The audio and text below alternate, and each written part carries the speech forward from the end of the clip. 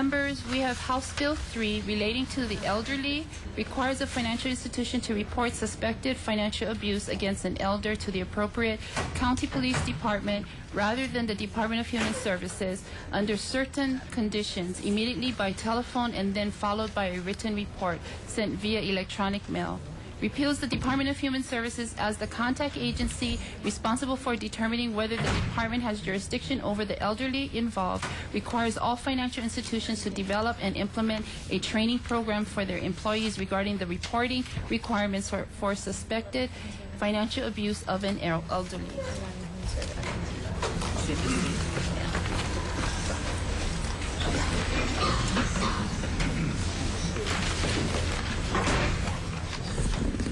Police. They call the police. Okay. Call the police. They call the police. Call the police. Don't call the bank. No, Call the police. no call. Okay, members, we have our first testimony from our Director of Human Services.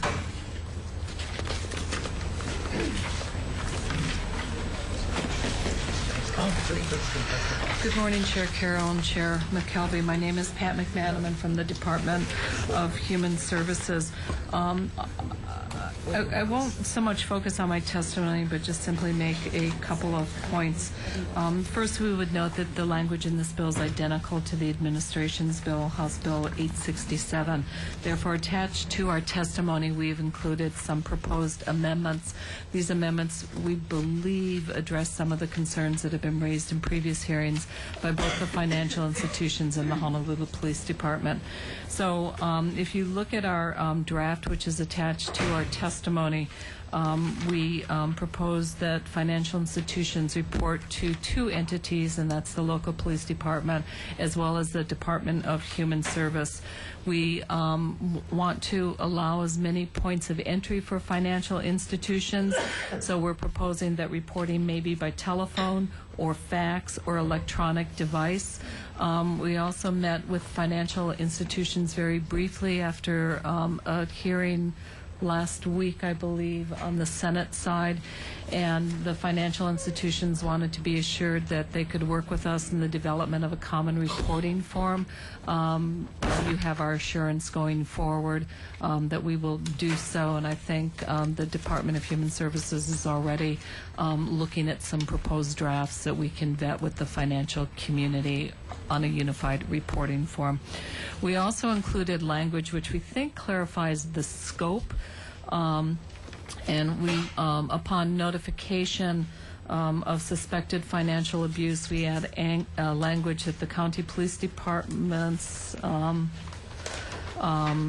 in a timely manner shall proceed with a criminal investigation to delineate responsibility, and then we included language that the Department of Human Services in a timely manner shall proceed with its investigation under Chapter 346, which is vulnerable. Do I need to turn No, the mic. something? People are having a hard time hearing. I don't know if it's the mic. I can't hear you back. I think it's the I'm mic. It's the mic that be working. Am I heard now? Is that better? No, I think the rats are sucking the wires out of this one building. You might want to grab that microphone. Sorry about that. It's not plugged in there, you know? Is this better? Can we hear you? No. Can you folks hear her? Is this better? I can repeat what the highlights if you want. I'll try and speak louder. I apologize. I'm at the But just end of my testimony. for everybody's edification, basically the amendments you're proposing are the ones that were in the administration's version of the bill, correct? That's what you just so everybody can hear. So we prefer the administration's amendment. We have submitted amendments in House Bill 867, which is the language, but we're proposing changes even in the administration's bill based upon our conversations with financial institutions and with at least the Honolulu Police Department. We are also working with the different police departments on the county level, but that's taking us a while to make the appropriate contacts since our meeting on a similar Senate bill at the end of last week. So we will continue those efforts to move forward. We ask that you allow out, that you incorporate the suggestions, and we will continue to work both with financial institutions and the county police departments. Thank you. Thank you very much. West Slum, in support. Thank you. Lester Height, in opposition.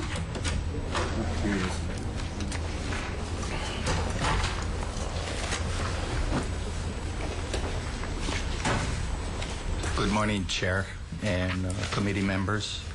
Lester Height, Captain with Criminal Investigation Division, Honolulu Police Department. And I too won't go into the testimony, but we are in agreement with Human Services Director of, I believe, a dual reporting method. That way we can focus on our specialty and they can focus on their specialty, and we can both get it in the appropriate time frame so that we can act accordingly. And that's it. Thank you very much. Paul Ferreira, in opposition. Gary Yubuta, Maui Police Department, comments. Edward Pei, Executive Director of Hawaii Bankers Association, comments. Stephanie Sakamoto, Government Affairs for the Hawaii Credit Union League, in support. Thanks. Stephanie Sakamoto, Hawaii Credit Union League. We're in support of this bill, but we suggest a few amendments. First of all, we do support dual reporting to DHS and HPD. We agree with the Department of Human Services on that. We also suggest that email reporting be used only, and also if we could use a standard form, that would be helpful to expedite the process. We oppose the section about training, just because we already are required by federal regulations to undergo suspicious activity reporting training currently. Available to answer questions. Thank you. Troy Abraham, in support. Is there anyone here wishing to testify in this measure? Please come forward.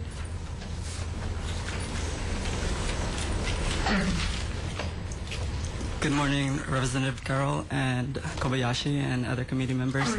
My name is Joe Louis Ginas. I am a UH Manoa student, Master in Social Work. But aside from, probably you guys noticed that there's a lot of social work students that comes to testify. I actually have a personal reason for coming, and that is to represent my aunt, who was a victim of financial fraud. So my Aunt Minna, who is 70 years old, actually had a caregiver that took advantage of her financially. At first, the relationship was very normal, and so nothing really gone unnoticed until about a year in the relationship as caregiver and client. That my mother actually noticed that my aunt was missing a lot of her jewelry and money, and it turned out that the caregiver had gone and signed herself and her boyfriend as one of the co-signers for her bank accounts. And that became very suspicious for my family, and this is when we actually took action and called the police and got people involved. But the idea is that with this bill, I really believe that it will get financial institution workers to actually begin to take notice and hopefully act on having intervention at an earlier time. My aunt actually went in debt for about $20,000 because of this, and so I really support this bill, and I really hope that you guys consider continuing having it implemented. Thank you for listening to me. Thank you very much. Anyone here wishing to testify in this measure? Seeing none, members, any questions? Representative Kawakami? Can we get Honolulu Police Department up for some questions? Thank you, Chair. And thank you for your testimony. My question is, if we were to add back Department of Human Services as far as the reporting as well as the police department, do you support that? Because the bill eliminates, right, DHS, and this requires the financial institutions to report directly to HPD or KPD or whatever the police department is calling. So if you were to add that in so that there was dual reporting, would you guys live with that? So you guys are just Absolutely. okay. Then how's about if we maintain that the primary form of communication be email? Because we are in the day and age of electronics, and I agree. Maybe email is a little bit more feasible for the financial institution rather than write a letter or pick up the phone and call. So, would email be sufficient? I believe we could make that work. Internally, what we talked about is taking the patrol officer out of the equation because that in itself creates delays. So we would set up a mechanism where the reporting would go directly to the criminal investigative division and to that financial crimes unit so that we could act more expeditiously. Okay, thank you. Do we get one more question from maybe Stephanie Sakamoto?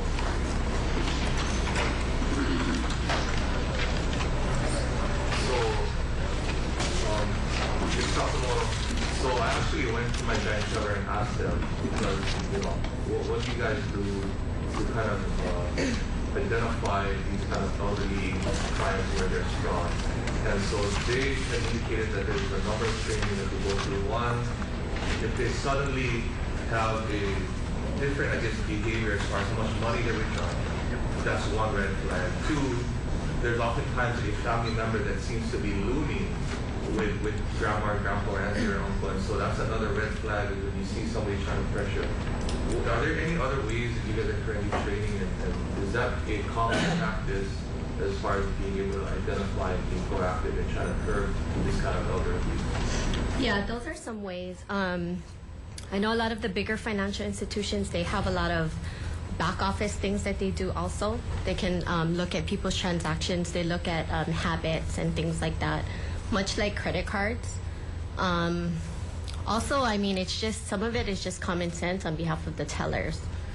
If you're coming in there, we had one incident on a neighbor island where somebody had come in and wanted to withdraw $10,000 in cash. And he had just happened to mention that it was for a lottery. So that's the kind of thing that they really look out for. Okay. Thank you. Members, any other question? I have a question for the director. Just so we're clear, the same questions that was posed to the police, we're okay about email system if we were to do dual reporting? I have no objections to just by email system. Our Attorney General recommends that, and philosophically I understand this and it's consistent with DHS, that we keep all avenues of reporting open. I know in communication with the financial institutions they were proposing a secure email site. We can certainly work on that IT portion on our side, and I appreciate their concerns and sensitivity to private financial information of any one of their members. That said, I can also envision circumstances where it may be more appropriate to pick up a telephone and or fax, and so that's why we kept it in the disjunctive or in our proposed amendment, but we're more than amenable to looking at our IT system to validate and respond to their concerns about privacy. Okay, thank you very much. Members will... Sure, could I ask one more question okay. of Representative. Service? This is to cure my curiosity. How many cases do you have reported on an annual basis in this kind of... So in the last fiscal year financial abuse, we had, I believe, 333 cases of financial abuse reported, and an odd twist of fate, 233 were on Oahu, and the remaining balance were scattered throughout the neighbor islands. I just don't have the neighbor island data with me. We expect, as you can well imagine, with the growing population of elders, myself included, that it could be a growing problem. We appreciate this collaboration between law enforcement and DHS, and are fully supportive of the dual reporting. Do we have a dollar amount of how much? We don't, and we don't. Do we have any kind of record on how many of these cases were brought to justice? I can go back and pull up our reports. One of the difficulties for us is the length of time in prosecution. But we can try and attempt to do that. I would think the prosecuting attorney's office, quite frankly, might have a better sense of the data in the different counties than we have. Thank you very much. Members, any further questions? Seeing none, we're going to recess for decision making. Chair.